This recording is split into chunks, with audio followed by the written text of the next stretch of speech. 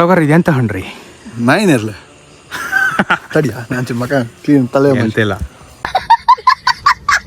ಸಾವುಕಾರ್ರೆ, ಎಂತ ನೇರ್ಲಣ್ಣಿದು? ನಾಯಿನೇರ್ಲೆ. ನಾಯಿ ನೇರ್ಲೆ. ನಿಮ್ಮ ಸೈಡಲ್ಲಿ ಇದಕ್ಕೆ ಏನಂತ ಕರಿತೀರಿ ಅಂತೇಳಿ ಕಾಮೆಂಟ್ ಮಾಡ್ರಿ ಅಲ್ಲ. ಒಂದೇನು ಗೊತ್ತಾ, ಈ ಹಣ್ಣು ತಿನ್ನೋದು ದೊಡ್ಡ ವಿಚಾರ ಅದ. ನಾಳೆ ಅರ್ಥ ಆಯ್ತು ಅನ್ಸುತ್ತೆ. ಅಲ್ಲೇ ಶುರುವಾತು. ನಾಯಿ ಥರನೇ ಕೆಮ್ಮಕ್ಕೆ ಹಿಡಿದ್ಬಿಡ್ತೀವಿ.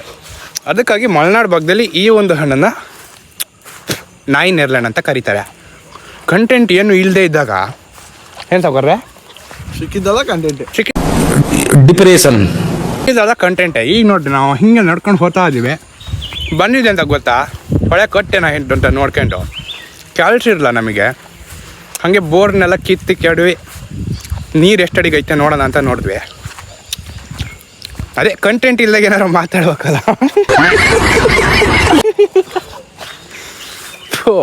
ಹಿಂಗೆಲ್ಲ ಗದ್ದೆಲೆಲ್ಲ ತುಪ್ತಾ ಇದ್ರೆ ಚೂರು ಗೊಬ್ಬರ ಹತ್ತೆ.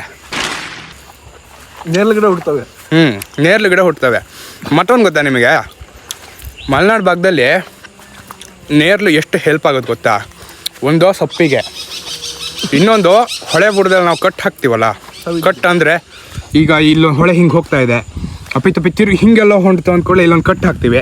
ಆ ಕಟ್ಟಿನ ಮೇಲ್ಗಡೆಗೆ ನೇರ್ಲು ಗಿಡ ಹುಟ್ಕೊಂಡ್ರೆ ಎಂಥ ಹೊಳೆ ಬರಲಿ ಅಲ್ಲಿಗೆ ಹೊಳೆ ಹೊಡೆದ್ರೂ ಕಿತ್ಕೊಂಡು ಹೋಗಲ್ಲ. ಬೇರುಗಳ ಸ್ಟ್ರೆಂತ್ ಆ ರೀತಿ ಇರುತ್ತೆ.